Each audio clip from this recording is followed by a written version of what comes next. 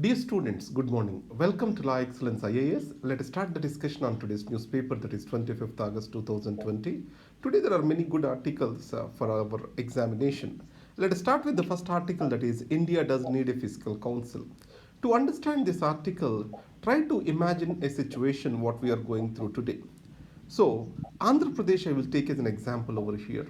The government's previous and present government is offering lot many freebies over there, and they do not have sufficient funds. Because of this, ultimately deficit of the government is bound to increase. But governments are willing to borrow and do many of the accounting tricks to take up the money from different sources. Let me put it simple. AP Kapu Welfare Development Corporation, a new corporation is created. So they will borrow the money on behalf of corporation and they will divert that money towards the BC department. So if they borrow the money on behalf of the government, it has to be reflected in budget. If they borrow on behalf of the corporation, they do not reflect it in the budget. These are called off-budget expenditure. So today governments are increasing this off-budget expenditure, and the FRBM limits are being mostly foregone or not being adhered to. There is an institution called CAG. CAG has to report to the parliament to what extent the governments in India are adhering to this FRBM limits. In this context, let us see what the author is saying to improve the accountability on fiscal management in India. So the FRBM Act has brought in rule-based fiscal policy. But however, there is no effective institution to ensure this adherence to the rule-based fiscal policy. And the CAG's work is highly ineffective. So, author suggests for fiscal council to complement the existing rule-based fiscal policy. It was also recommended by 13th and 14th Finance Commissions in India. If you take the international examples in Chile, United Kingdom, Belgium, these kind of independent financial institutions exist. For example, in UK it is called as Office of Budget Responsibility. So, once these institutions have come up, accountability has fairly increased. So, why do we need a fiscal council or a financial council? One, the CAG is not a specialized functionary on fiscal matters. His job is to audit, let him audit. So, giving a responsibility under FRBM Act to CAG is not or unwarranted. Second, there are many deviations happened with regard to budget matters over years, as I said to you before. Governments are resorting to intelligent accounting practices and special banking arrangements to hide their expenses from the budget. What did I call that as? Off budget liabilities. Next, fiscal deficit and the public debt of the government is increasing day by day. Today, fiscal deficit of central government is around 7%, and fiscal deficit of all the governments put together is up to 12% of GDP.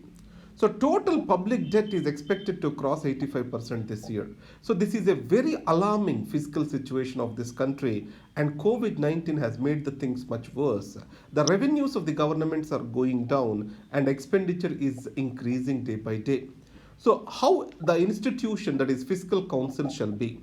It need to be completely free from executive interference. A non-partisan, completely autonomous, purely professional institution reporting directly to the parliament has to be created. And what are the advantages of creating such an institution? You know, executive gets the feedback regularly. So it prepares expenditure revenue forecasts, how much money we can get next year, how much expenditure is expected next year, this forecasting, and various policies and programs when they are made. What are the financial impacts for the coming years? Everything can be understood so that executive can plan accordingly. So it can act as an information source and education source to the executive. And obviously, the reporting is to the parliament, it increases the accountability of the executive to the parliament. The scientific assessment of the cost of various programs and evaluation of their performance can educate the people, can bring public awareness. Once the people are educated how populism is going to affect the future generations in the long term, then the governments will be easier to withdraw the populistic programs from their list. This is what this article is about. The next article, reversing health sector neglect with a reform agenda. In this case, India is following a model of United States of America. So you know Ayushman Bharat PM Jan Arogya Yojana or GPMJ. It tends to provide universal insurance coverage to all the people. It means India wants to achieve universal health coverage through universal insurance. As of now, 40% of the people are expected to be brought under insurance cover. Can insurance based healthcare delivery bring in universal health coverage? Do we have any successful examples across the world? Here, author says that healthcare reform surrounding health insurance did not work in United States of America. In USA, there is a law that is called Affordable Care Act. It did not work in favor of weak and marginalized. It just ended up increasing the cost to the government. So, why insurance based healthcare delivery may not work in terms of access, equity, quality? Let us analyze here. Wherever this kind of system is brought in, the regulatory oversight shall be very strong. For example, India need to enact Clinical Establishments Act to determine how much each treatment procedure has to cost and what shall be the procedures the government and the stakeholders and private hospitals has to follow. There is no such a thing in India as of now. In USA Affordable Care Act, which is an insurance based model, the premiums did not come down, they have increased day by day. Out of pocket expenditure have increased for the people, and the government budget allocations have increased with no greater improvement in health outcomes. Added to that, in India, the healthcare amenities are unequally distributed across the country. You know, rural urban difference is huge in this country. And in this kind of system, patients tend to go towards the specialized care. If I have an insurance, I will not satisfy with the primary health care. I will try to go to a cardiologist, neurologist, etc. In such a situation, ultimately, the cost of care will increase. And second, the focus on primary and preventive health care is expected to come down. That is the reason why author suggests that let us shift towards the primary health care, public health care, rather than privatized insurance-centric healthcare system in India. Here, I will repeat Amartya Sen words, either it is left or right. No country achieved universal health coverage through market mechanisms. That is the statement of Amartya Sen. The next article is the challenge of catching elusive taxpayers. In this article, you need to get two important points. One is related to tax GDP ratio of India and how to improve that. The second, steps taken by the government to improve compliance of the taxpayers. The first is tax to GDP ratio. It is stagnant around 5.5% in India. If you take revenue forecast, 10% of the people in India enjoy 50% of the income of this particular country. If this 10% alone pay the taxes, the total tax to GDP ratio increases by at least 20%, increases to 20%, let me put it that way. It means underpayment of taxes is rampant in India. Those who are paying the taxes today mostly are employees of the government and the organized private sector, none other than that. Many people in India are outside the tax net. Only 15 million people file and pay the taxes in India. So, what are the various steps taken by the government of India to increase tax GDP ratio? One is demonetization. One of the stated objective of the demonetization is to bring out black money and to increase tax GDP ratio of the people. Next, GST is also had a similar goal. The third is income declaration scheme. Any tax evasion is there, government has provided for an amnesty to declare that particular income. And tax havens are also targeted. Countries such as Mauritius are the tax havens for India, Panama, Mauritius, etc. India has made tax information exchange agreements with these countries so that tax evasion can be avoided. E-filing, linking Aadhaar to IT returns, these are the procedural improvements which are being made. And then Vivad se Vishwas is one important thing. This Vivad se Vishwas means what? Many times non-compliance and court litigation is increasing. So to reduce this litigation, the officer and that particular person who is accused of tax evasion can sit and settle the matter in a very simple manner, which is called Vivad se Vishwas. And income tax department today is being made faceless, painless and seamless. Prime Minister Modi has announced it recently, which is called transparent taxation, honoring the honest. And finally, even after these measures, tax GDP ratio did not increase substantially in India. Previously, Aravind Subramanian, the economic advisor to finance minister, what he said is this. In India, if tax to GDP ratio has to improve, first thing, the government has to become more accountable in providing the services to the people. People have to feel a connection between the services they are getting and the tax they are paying. Unless governance and services improve, tax compliance will not improve. And second, Thomas Piketty made another statement. Rich in India has to take responsibility to ensure proper governance. How they can take responsibility by paying more taxes, disclosing their incomes. That is what is the Thomas Piketty statement. The next article is about situation in Kashmir, that is People's Parties. I have also added Mr. Farooq Abdullah, the former Chief Minister of Jammu and Kashmir's interview over here. Let us see the points collectively from these two articles. What he says is, Gupkar Declaration 2019, which came after repeal of Article 370, states that bringing the situation in Kashmir back to the date, that is August 5th, 2019, is their objective. Previously, the demand was they want to bring in the status in Kashmir to pre-1953 era. Pre-1953 era means before Delhi Declaration era, where autonomy of the Kashmir was compromised. Now, at least this Gupkar Declaration says to bring it back to the pre-August 5th, 2019 era. In this, Mr. Farooq Abdullah has made some important statements. The political parties of Jammu and Kashmir were a real connect between India and Kashmir.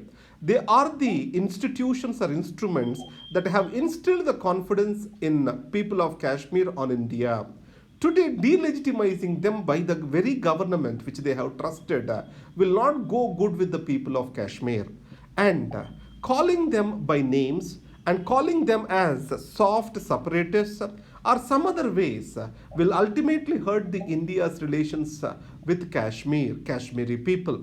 Second, in 1996, the political parties, especially National Conference, played an important role in bringing back militancy. So democracy is an answer to fight militancy. It was proven in 1996.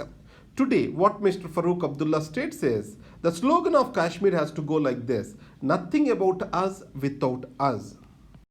The next article is about Pakistan's obligations to the international community to fight against terrorism. You know a detail about Financial Action Task Force. Today, Pakistan is in grey list. In spite of being in grey list, it is showing its deviant attitude with regard to handling of terrorists on its land. Initially, it has declared that Dawood Ibrahim, Mr. Lakvi, all these are listed terrorists. In the list, it is submitted to Financial Action Task Force. It is called Statutory Regulatory Order. But today, it says that we have listed them as terrorists, but they are not living on our soil. So there is going forth and backwards by the Pakistan that shows its lack of seriousness in handling the terrorism. So how it will be reflected in FATF meeting, we have to wait and see. And second thing, Pakistan, whatever its significance is due to its location, geography. And United States or any country for that matter has to depend upon Pakistan for continuing Afghan peace process. In this case, United States of America and Taliban, the peace deal was brokered by Pakistan. Now Pakistan is also brokering intra-Afghanistan peace process. In this case, China is actively supporting the Pakistan. Why is China actively supporting the Pakistan? Because the spillover effects of terrorism in Afghanistan may get into Xinjiang province in China, which the China is worried. And then China-Pakistan economic corridor, which is a vital economic link between these two countries, may be derailed if terrorism spills into Pakistan and the territory of China. The next article, Palestine, now a footnote. You know, UAE-Israeli deal is closed. And I have discussed this in detail. So Israel is able to establish friendly relations with all the Arab countries more or less today. And what the Israel got, previously at least, peace for land. So you can have the peace if you give the land to Palestine. That kind of discussions were going on. Now, Mr. Netanyahu, the Prime Minister of Israel, was able to win a peace deal and friendly relations with Arab countries on his own terms rather than handing over the land to Palestinians. Second, Palestinians also did a big mistake. Mr. Yasser Arafat, father of Palestine, what he stated is Palestine trying to trust the unelected Arab leaders to take forward its cause may not be right, because these people are more interested in their own establishment or attaching themselves to their position. So they will not be actually listening to their people. So similarly, as Arafat's pretensions have come right today. In this case, Iran is going to be a major problem or major worry for the all Arab Gulf countries. That's why this pact has to be seen one in such direction. Next is contempt of court. Bhushan files for questions on of law in Supreme Court on contempt. To understand this article, you need to know some facts. Supreme Court of India recently appointed a bench to look into the following matters. What are they? To examine the circumstances under which a person can make public allegation of corruption against judiciary and judges, and laying down a procedure to be adopted when such allegations are made. Now, Mr. Bhushan has added two more questions. If a person expresses a bona fide opinion about judicial corruption, is he obliged to prove it? That is the first question. Second, is contempt of court is any limitation on Article 129, which provides the Supreme Court powers to punish the individuals for contempt of court? These are the two questions which he added. The next article is this: Parliamentary panel calls DNA bill premature. What is this DNA bill? This full name is DNA Technology Use and Application Regulatory Bill 2019. What it states is profiling and storage of DNA of all citizens accused of crime or reported missing has to be done. So, what are the opinions of the Standing Committee of the Parliament on this matter? One, it is intrusive. So, if DNA profiles are being made, it can reveal a lot more information rather than just identification of the individual.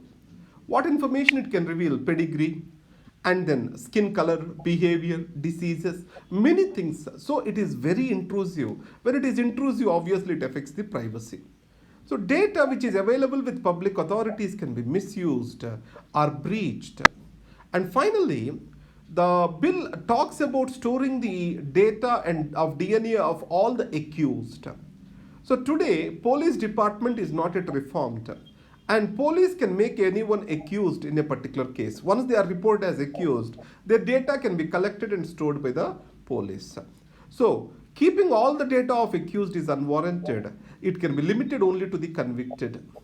And there is no separate category to store data of the people who are missing. So people who are missing, this is more a civil data. So it is also clubbed with the criminal data, which is unwarranted. The next is National Council for Transgenders, a step in the right direction. You know that an act is passed by the Parliament, that is Transgender Persons Protection of Rights Act 2019. One of the proposed institution in this is National Council for Transgenders. It is established under Ministry of Social Justice and Empowerment, and it has certain functions. The Minister for Social Justice is going to be the chairperson. It has to recommend policies and programs for the upliftment of these transgenders, monitor and evaluate these policies and programs, finally review and coordinate with various departments and state governments to ensure better implementation of these programs. So, welfare boards for transgenders are expected to be created for these people in various states. This is what this article talks about. Next is agri-profit growth may not aid rural demand. Normally, agriculture, whenever it reaches its peaks, the demand is increased in Indian economy. This year, because of proper monsoons, agricultural growth is expected to be around 5%. In spite of that, it is not expected to create rural demand. Why? During lockdown and after lockdown, many of the migrant workers have moved from the urban areas back home. So there is an overemployment in the agriculture. Agriculture sector today has to feed more people than once it has fed. That's why it may not be able to create sufficient rural demand. The next article is DRDO lists 108 defense items for Indian firms. You know, there is an action for Atmanirbhar Bharat, that is, development of indigenous industry for self reliance. Let us see various steps taken in the defense towards this direction. First is separate domestic procurement budget is made.